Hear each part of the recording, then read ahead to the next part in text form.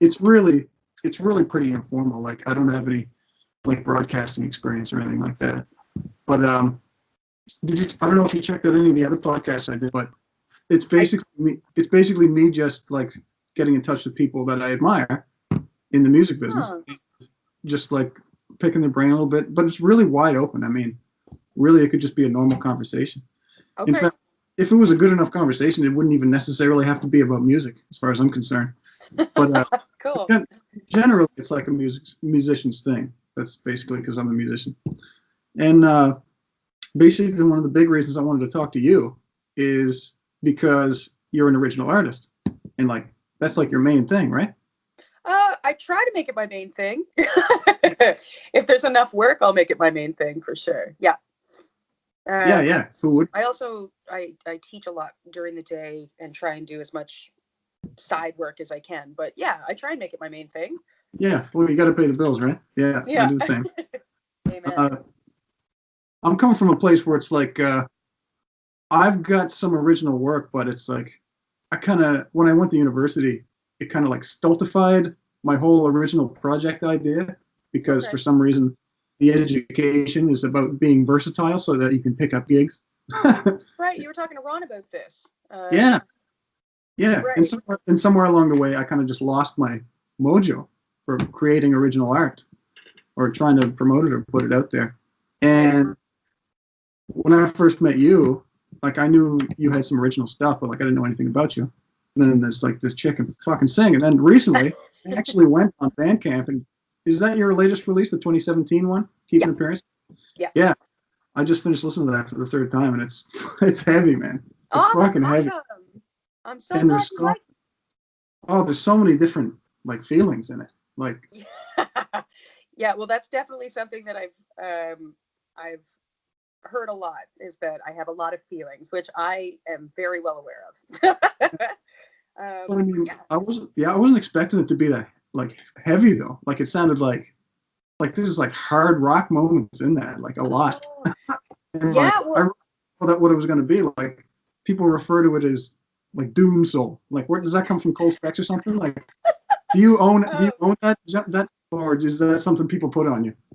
actually, it was a friend, Adam Warren, who was at a show of ours a few years ago. And he used to be in an awesome band called Glory Glory. I don't know if there's still stuff available online, but if you get a chance, it's one of those bands that can marry music school and groove at the same time, Oh and yeah. not, nobody really notices because it's so seamless. But he was at a show of ours, and he was like, "I don't understand what you guys just did, but it it, it almost sounded like doom and soul at the same time." And I was like, "I'll take it." So from then on, we just kind of Oh went with really? that. Yeah, and then I found out it was a real genre. I didn't realize that there was other bands in that category, so it's kind Yeah, of I cool. think it's yeah, it's amazing. It's like a cool evocative thing, and I think it suits the music. I mean, I know like artists in particular don't always like to identify with genre titles, but it Right. seems. But I think it originated with Cole Specs. Yeah, I think you're right. Yeah. She's called herself that, and it was almost like part of her.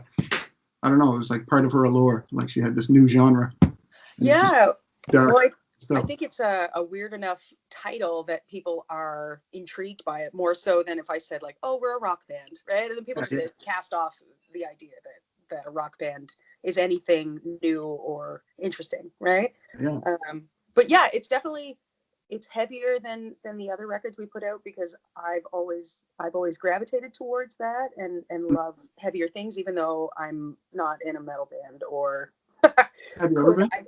I don't think I could be in a metal band as much as I want to, um, but it's my version of heavy, I guess. And sometimes we've had situations where we've been put on lineups with singer songwriters or acoustic acts, and they think that we're going to be, and then we get either in trouble or we surprise everyone at the bar. Yeah, yeah, yeah, yeah. I've gotten in trouble for that before. Like old Battle of the Bands back in the '90s, where it's like people just, you know, you're that act that's just completely out of left field, and nobody was expecting it, and you never win by being Yeah, original. it's true. But yeah, like, like I'm also impressed by the range, like on the record. Like I mean, like Debt is the single, right? Yeah. That's what you'll hear when you get introduced to you, like in 2018. You'll probably hear that first. Yeah. Yeah, And, that was the first single we released because we knew that that would be the closest to a pop hit that we could get. yeah, And we did try and do commercial radio with it, but like commercial radio is such a such a I don't know the right word without getting in trouble. It's it's a challenge.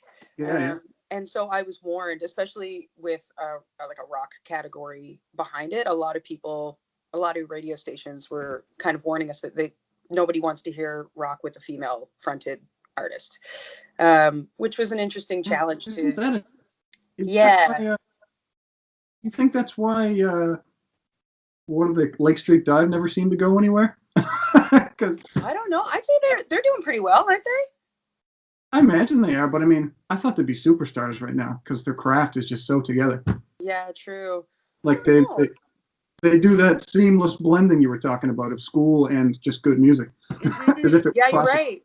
You're totally right. I think that a lot of it because they're not top 40 type artists, that they're doing really well in whatever genre they Yeah. can Hmm. do well in. So yeah, I don't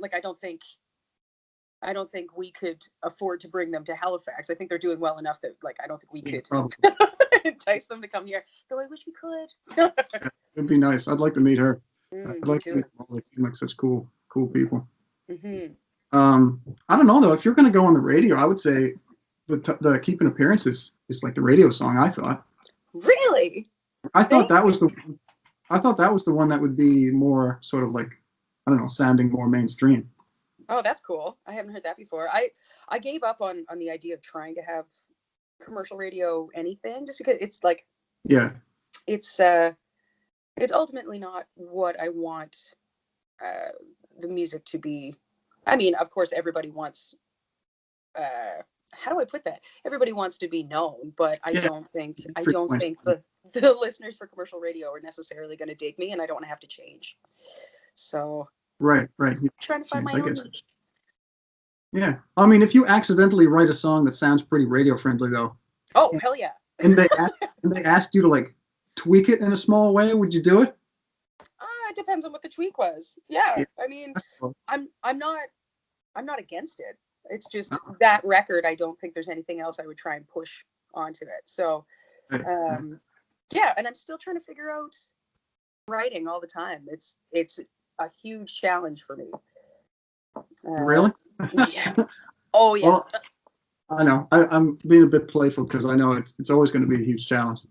But you've done so much. It's like that's another thing. I go on to Bandcamp to check out this thing after hearing Debt, and like you've got like records. Like you've got records. Like you've got like how many? 4, 5 from like I have 2012. 3 physical records, and then we just did some live recording from shows that we had done when we became a 3-piece, just to kind of Right. show in between when I could afford to make records what the new sound was, because for a while I was a 4-piece with another songwriter, I see. and it was more that was definitely more in the rock side. And then when we decided to move on as a 3-piece, I wanted a heavier sound, and all of a sudden there was 3 of us trying to create this interesting new whatever we were going to be. So I was like, well, we need to make sure people know what we sound like now. Let's record a live show. And then put all the pressure on us because I was like, let's record our first few live shows. Yeah. So that's what some of those extra recordings are on Bandcamp. Okay, wicked. Yeah, I haven't Yeah. checked them all out yet. I mean, find Oh, the time, cool. but like I said, I'm checking out this last one like crazy, and I'm falling in love with it. It's amazing. Oh, that's awesome. I'm glad. And, I definitely had some help writing with some of those because I've always found that writing was the biggest challenge for me. I want to write so that I can perform. mm, Um, I love performing way more than trying to figure out how to put down what I'm feeling, at least into a song. So yeah, I would go to, and on that record, there's a few co-writers. I would either bring it to the that's band. Yeah, I would either bring it to the band and have them kind of manipulate it and give me suggestions so I'd get out of my own exhausting mhm. head. Um, or I would take it to Erin Costello, who was a teacher of mine for quite a while, who has amazing material. If you ever get a chance to listen to her. Yeah. And she would she would just rip it apart. She Really? would take the songs. Oh yeah, and about a week before I went in to record, I was like, "Please help me, I'm stuck." And she made it into a pop song because Really? she would joke about certain things and be like, "Jessie, you don't have to be so fucking weird all the time." Sorry, am I allowed to swear on here? Is she Yeah, still around, Halifax? she is touring like crazy right now, but she Okay. still lives here. Yeah, yeah. Yeah, Okay. yeah. That's She awesome. just finished the tour through the States. I'm not sure where she is now, but yeah, she's doing well. That's awesome. I'd like Yeah. to meet her again. I might even like to uh, have her. Like, does she do workshops, or like, how did you get it? You were just a friend, were you?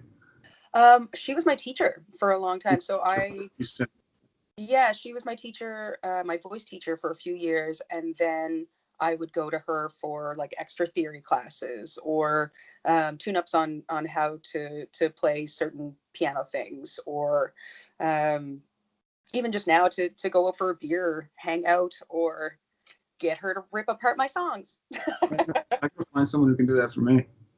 I'm sure you can find people that would rip apart songs. It's Yeah, fun.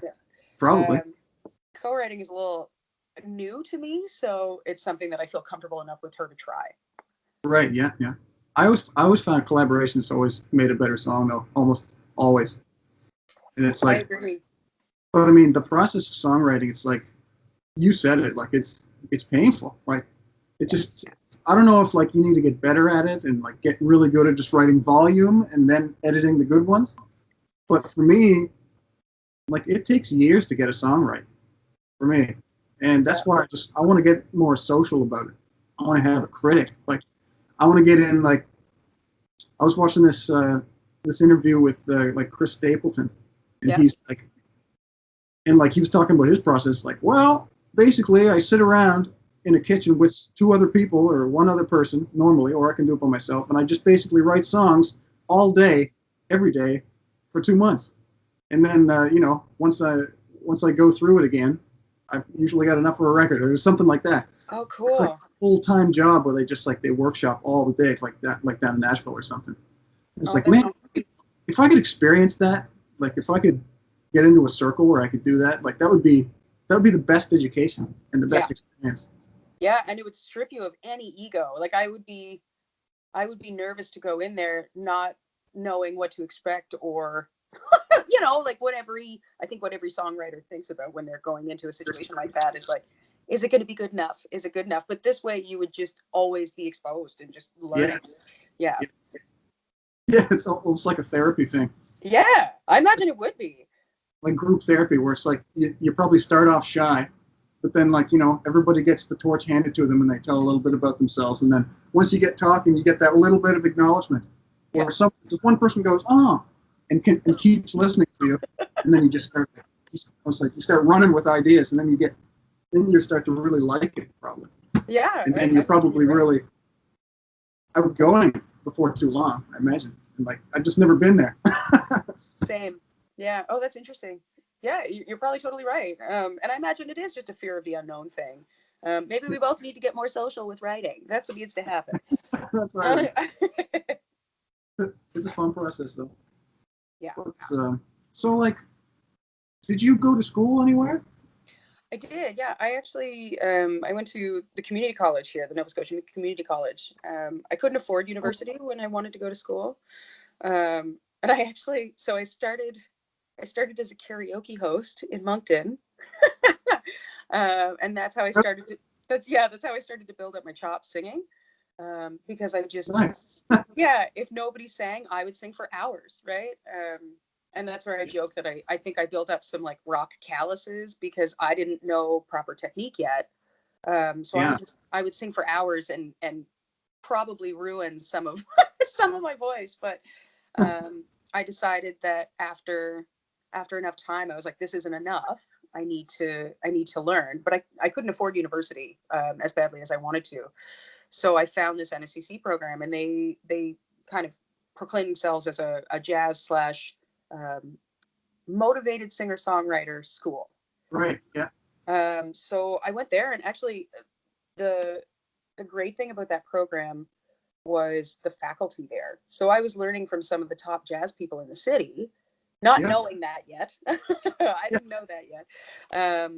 And just finally learning, because I had done Royal Conservatory piano for a long time, but I didn't find that had taught me anything about composition, because I didn't explore that side of it. Doesn't, yeah. Yeah, so when I got to NSCC, I finally learned what all of these scales and chords meant, what they actually did together, how to read charts, how to write charts, how to actually perform, and a lot of the business side of things, which I think is pretty valuable. As much as I resent the business side of things, I'm glad I know enough about it to navigate it. So I just tried. Oh, sorry. I just tried to get as many gigs with the teachers as I could. With the teacher. Yeah. Yeah, like Stainers and that. Yeah. So half of my student loan, I think, went to Stainers. Really? I'm paying for your education. You got to do it.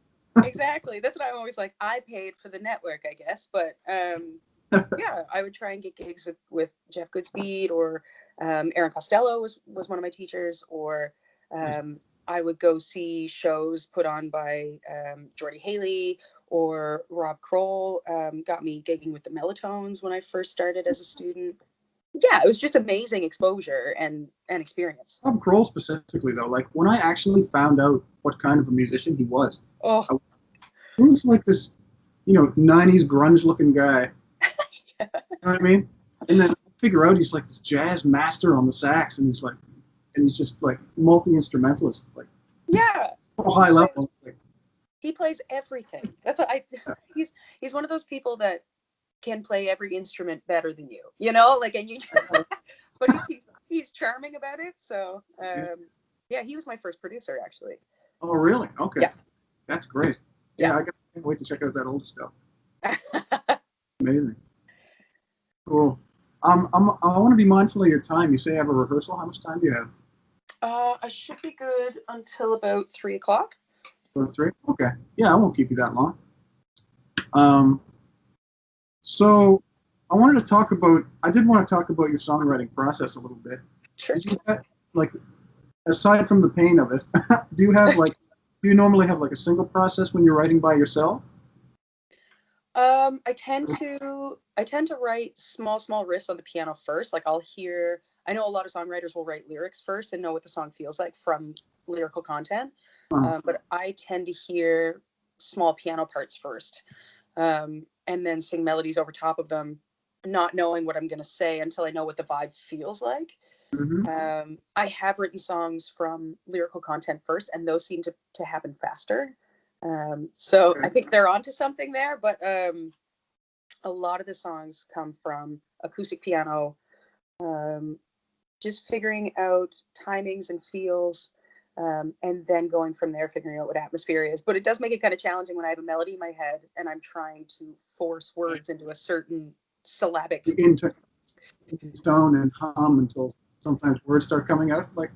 Yeah, it's fun to sing gibberish sometimes just to figure out what sounds good, right? Debt started out as just the one line from the chorus over and over again because Javo had sent me, my bassist / bestie, don't tell him I said that. He wrote just a long kind of bass line that he was playing around with, and I heard one section of it and just kept singing over that one spot, and then spliced it and kept it and started writing things over top of it. So it's kind of come from different places all the time. The last song on the record, which is the most, I guess, personal, it's just piano and voice. And I had written that as the piano part first, and then figured out that I was kind of taking some inspiration from Bill Withers and just kind of listen to certain things for a while to get a feel for what I think a melody would suit that. And it's almost like a minor gospel over it. So so it just depends on the song. Yeah. Oh, it's fun though, isn't it? When you get something out that you like when you have a song to sing that's yours, and you can completely put yourself into it, and it's like, got it. Yeah. You realize that there's no going back. Like you have to write. Yeah, you're right. Yeah, once you know that you're okay showing it to people, that's what I feel like. Then I know Yeah, it's yeah, okay. I'm like, once I feel proud to show someone, I know I've done okay. yeah. Cool. Actually, Voyeur, one of the more kind of aggressive songs on the record, I wrote when I had no voice. So I Oh, yeah. had to just imagine what I sounded like singing it the whole time. But I had just gotten a new amp and nobody was home in my house. So I cranked it as loud as I could and found the grungiest tone and then just pictured what it felt like to sing over top of that riff. Right. So I think that's the funniest one. That's awesome. Yeah, that's wicked. What else was I gonna say? I lost my thought just listening to you. Yeah. There's Undertow. This thing that I love on Undertow. Like I told you earlier that I liked it in a text. Yep. And the thing I like about it is because it actually has something I think I've never heard before in Oh. a song. Or maybe it reminds me more of like classical music or something, or you know what I'm talking about. It's like near the end of the song and it's like this rhapsodic like vocal thing that's just Oh. sort of floating there. You know what I'm talking about, right? Yeah. Like was that like a stroke of production genius? Like did you orchestrate that, or like it's like these like layered vocals and it's sort of like a chant or something? And it's this incredible effect. Like I literally feel like I'm looking back in time or something. It's got this weird feeling to it that's like reminiscent is the word that comes to mind when I Oh, listen. that's awesome. But it's not to do with the words. It's just this feel of how it sounds.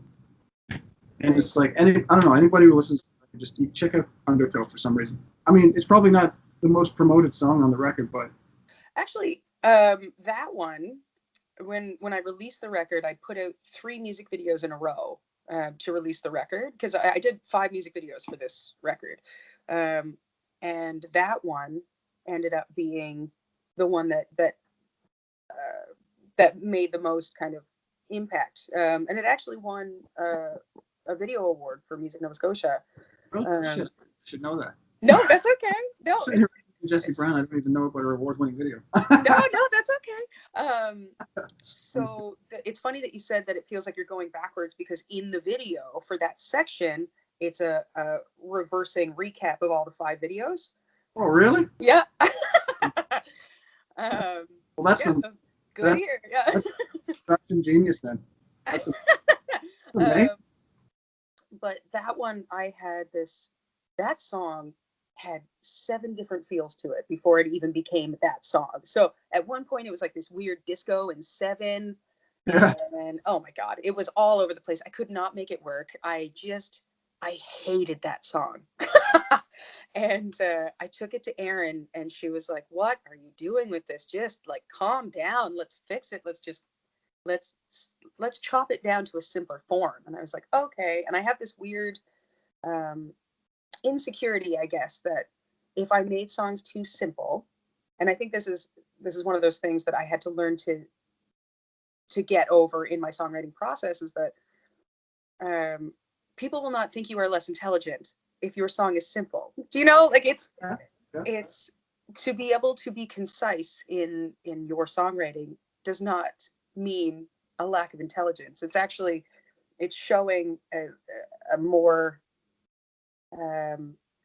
I guess more restraint and a oh my God. If I could put one sentence together today, that would be great. I get what you mean. I get what you mean. Yeah, it just I know it you want shows. words though, don't you?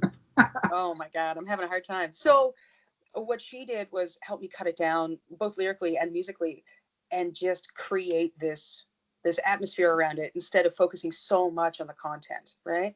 And once I was able to take away that part of the ego, then it formed into this slow, dirgy, exactly how I felt kind of song. But I still had this gospel chord progression at the end that I loved. Yeah, yeah, And yeah. so when I was working with John, he had the ideas for all of those big heavy bass lines and the almost feels like it's underwater, right? And when I got to the gospel section, he goes, "Oh no, we're gonna keep that." He's like, "And you're gonna sing the shit out of it, girl." Okay. So I ended up going and just recording solo after solo after solo vocally over it. I just, whatever came out for hours until I pretty much couldn't sing anymore. And then um, Thomas Stasier and Andrew Wiseman. Andrew Wiseman was a big part of mixing that record and adding tones and making it as grungy, I guess, as it is, but just they weaved everything themselves. So I would go through and listen and be like, I like the solo section in vocal part 2 from 2 minutes and 30 seconds to 45. And then I like number 3 from this time to this time. And we sat there and just meticulously carved. Yeah. That's amazing. It was a lot of fun. It's such an evoke. That must have been a fun day laying down all those vocals. Just without any real expectation from yourself. It was probably pretty relaxed, was it? Yeah, I mean, that's something I had to learn too, is not to have expectations all the time of what I needed to sound like. So once I let that go and just had the freedom, yeah, it was great. Yeah. It's always just like, is this too much jerking off? And you're like, no, there's a point. There's a point to this. That's cool.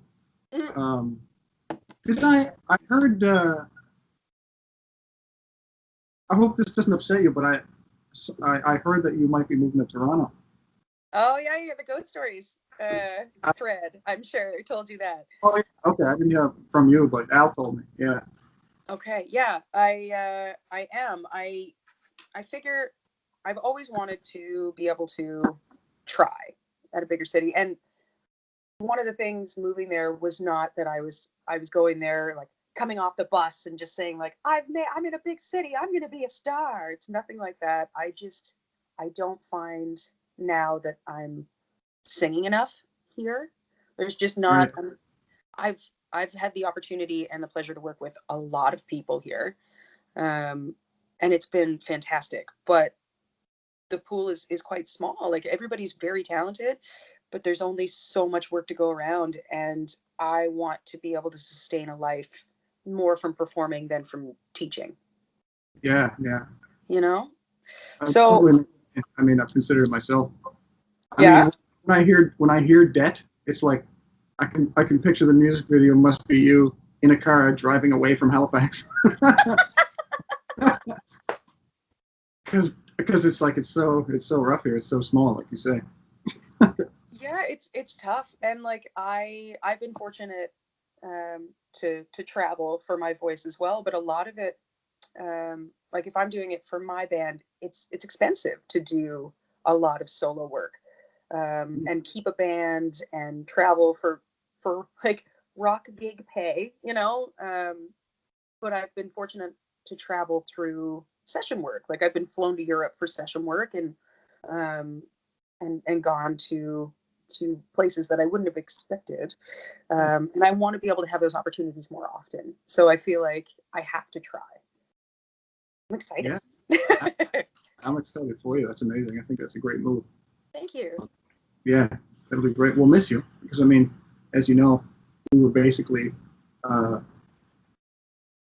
just trying to steal you and get you in our band. I wanted to. I love that band. Because we were just thinking, man, and if we had Jessie, it'd be a ridiculous lineup. But as you know, we've just sort of gone corporate more recently, right? Yeah, I don't think there's anything wrong with that. No, absolutely not. I love it. But the approach I'm trying to take, because I'm in Halifax, and like you said, we talked about it's so rough to try to pull out as an original. I've been slipping my originals in to the wedding sets. I saw that in the rep list. But like unpretentious stuff. Like I'm not writing, you know what I mean? Like when you realize how to calm down as a songwriter, I'm sort of like, I'm focused on that kind of thing where I'm like, I'm just going to write good words. And the songs don't have to be these crazy jazz opuses. You know what I mean? Right. They can just be normal songs that are nice to listen to. Yeah. And done well. Yeah. Yeah. Just slip them in.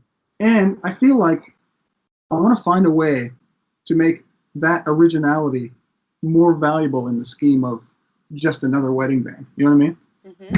Like we're talking about, we've been taking like impromptu video of us just like being dickheads backstage and being stupid. And like, I want to make an ongoing press reel that is also like kind of a silly entertainment stream. You know what I mean? Nice.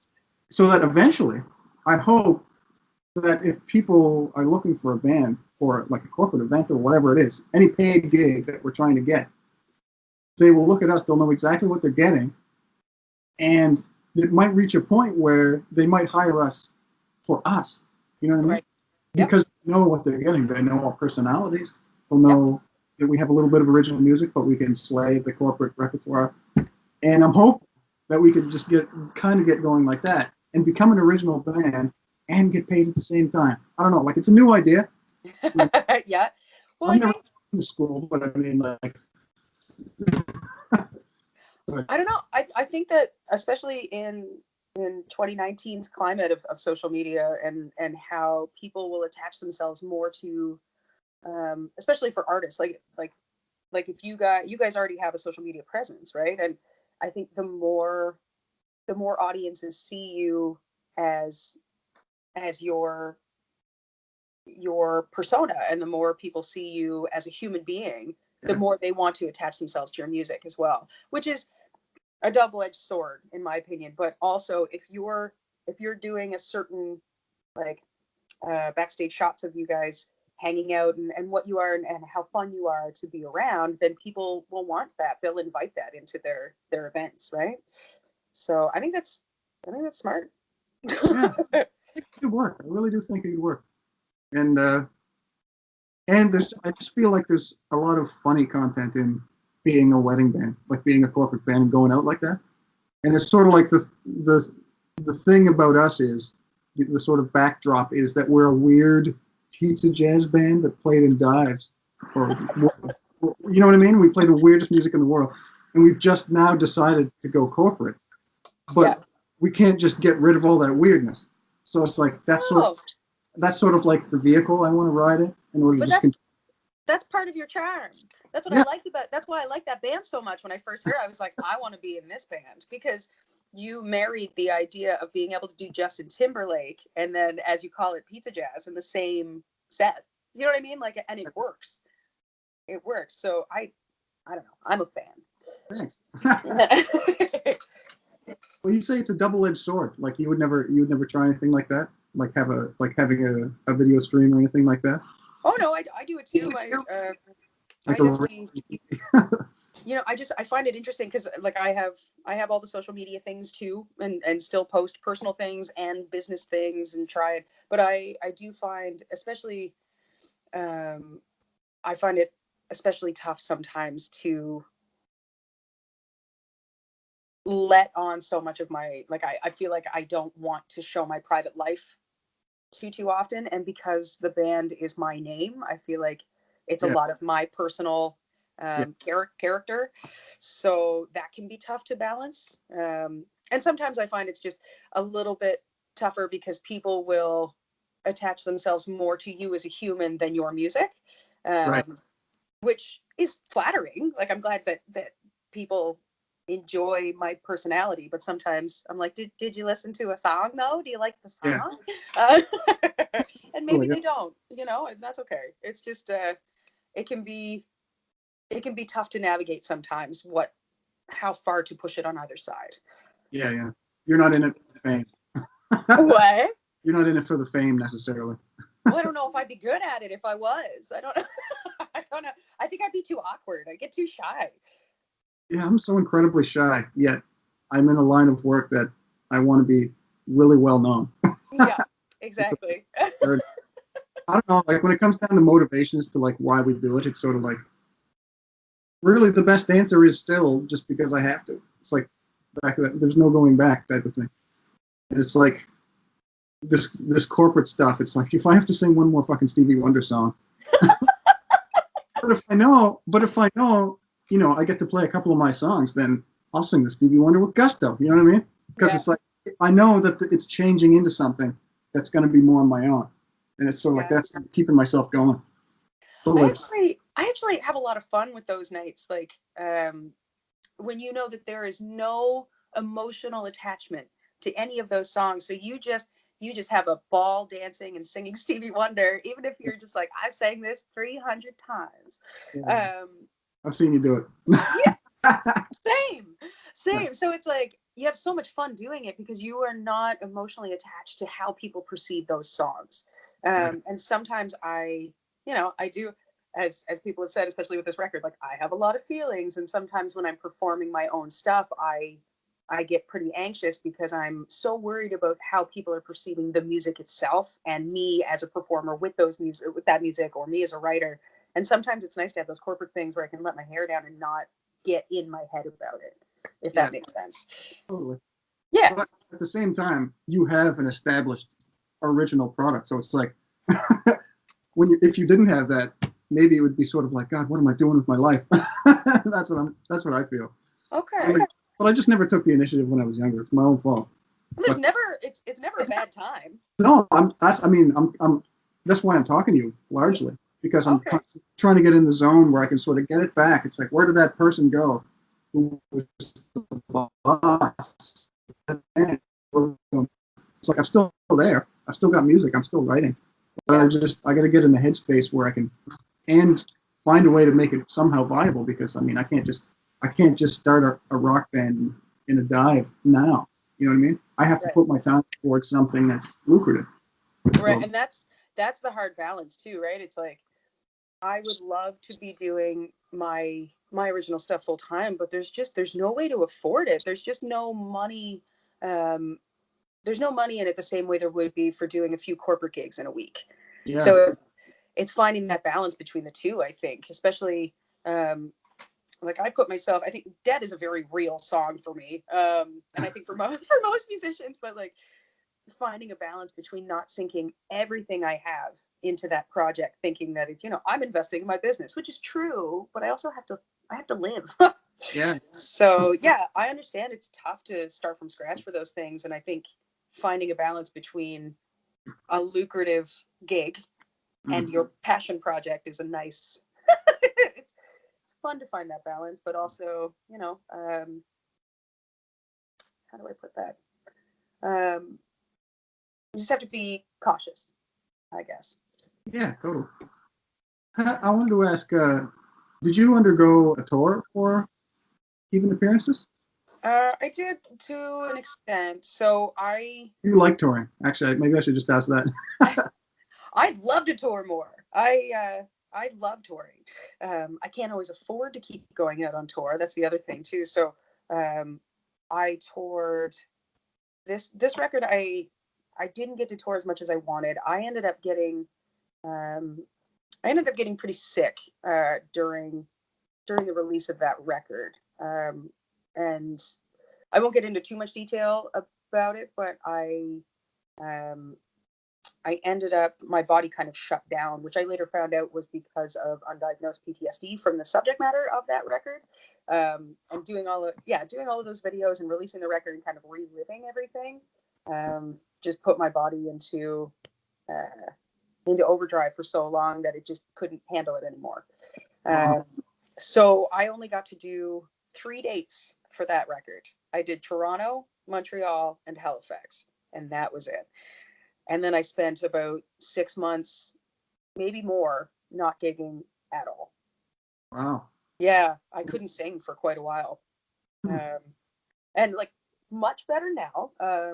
And I was lucky to do, like, I had a lot of help from the Unison Benevolent Fund, which is a fund that helps musicians when they're in crisis. And then ended up later doing a charity show for them to try and give them the money back that they had helped fund me to live.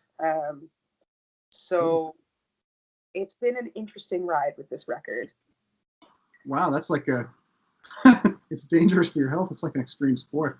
Yeah, exactly. Actually, yeah, those videos that I made were kind of extreme sports. I ran a 10K and then swam for 5 hours the next day for these music videos. And I think even though the physical exercise was probably a good thing for how I was mentally feeling, it still probably contributed to that shutdown. Raw exhaustion. Yeah. I forget which video I watched. Was it is that the one with there is a lot of water in it and there's a lot of like layered photography? Oh yeah. At the end, do they like push me underwater? Is that that one? Yeah. Yeah, that's Dead. Yeah. Yeah, amazing production on that as well. Did you like who produced the videos? Like, They're all 5 are by Gavin McLean, who was also in Glory Glory, the band I was talking about earlier. He's amazing. yeah, He's pretty interesting to hang out with. Like the man is hilarious. But it's funny when we talked about concepts for all of these videos. We would get an idea, but it was very abstract. And then we would be shooting and he's like, I want you to do this now. And I'd ask him like, okay, what's that going to look like? He goes, don't worry, dude, it'll be cool. And that's all I'd know. I'm like, oh, okay. But he's so good at editing that I never worried, because I knew whatever he saw, even though he didn't necessarily communicate it to me, was going to be fantastic. Yeah. Awesome. Some people just operate like that. Like they're just that kind of artist. They don't know what they're going to do. Yeah. And something hits them and they're like, okay, we're doing this. Yeah. Like, Exactly. It must be a nice way to be, because there's no rumination. There's no like editing before you even make an utterance, like in your mind. Who knows, right? Who knows how much he's been processing it ahead of time? Like I can't hear what he's thinking, so who knows how fast things are going. I did laugh though. The end of the video, he's just like, "All right, guys, now you're gonna push her underwater," and I'm like, "We're what now? What are we doing?" Oh, great, we're gonna waterboard me. That's awesome. Great.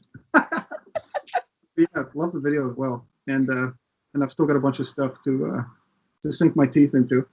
I guess I won't keep you much longer. You're getting towards your time where you have to go. Are you doing a symphony spot? I did it on Tuesday. Oh, you did it on Tuesday. Yeah. I filled in for Erin Costello. It was part of the Upstream's Open Waters Festival. Okay. And still run by Paul Cram. Some of Paul Cram's stuff was in this stuff. Some of his material was in the symphony show as well. It was a lot of composers that have worked with Upstream, and they had used the Upstream ensemble along with the symphony, which was pretty interesting to see 2 groups of musicians at the height of their abilities, one in avant-garde jazz and the other in classical, kind of meet in the middle. So that was pretty cool to watch.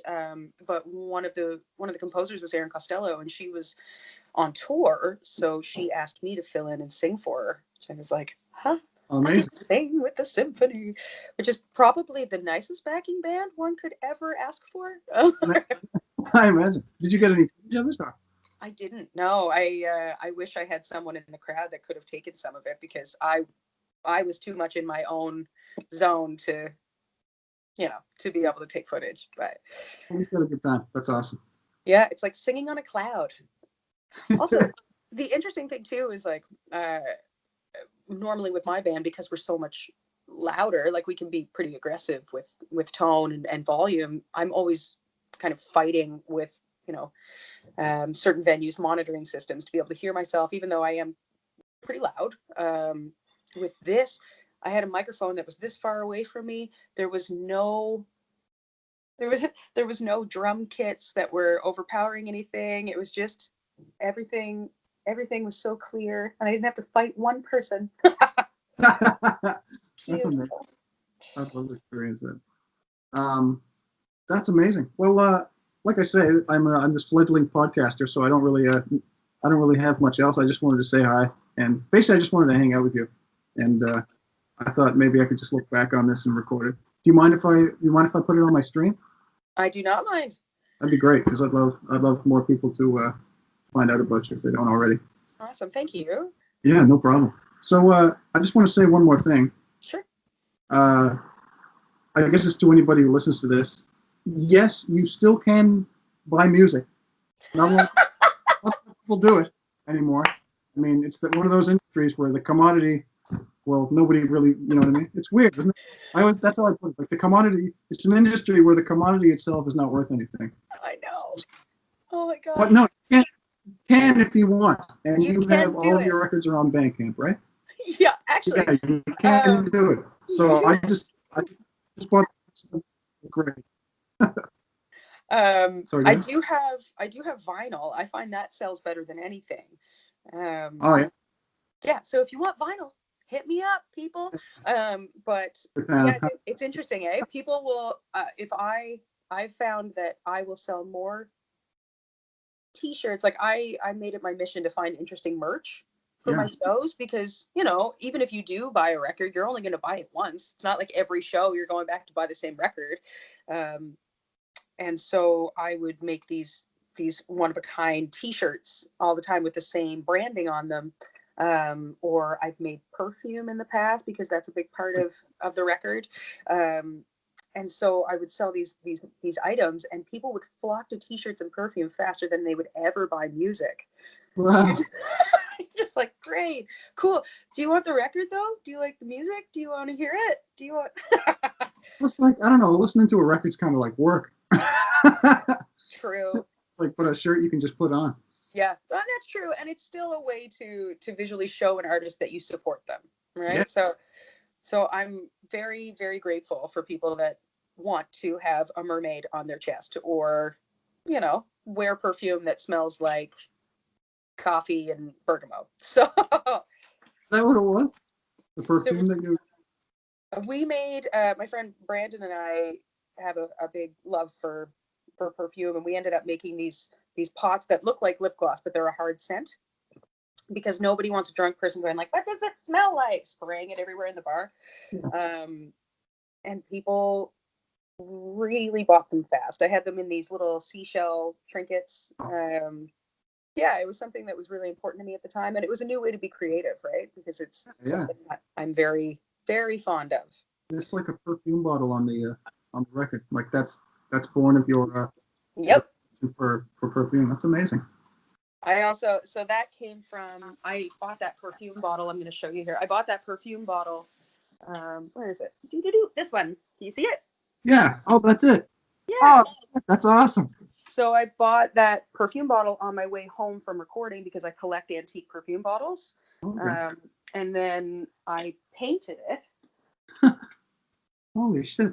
And then I had my graphic designer friend, Megan Green, make it into, she did a photo shoot of the bottle and made it into the record cover. And then I had actually got it tattooed on me as well. So yeah.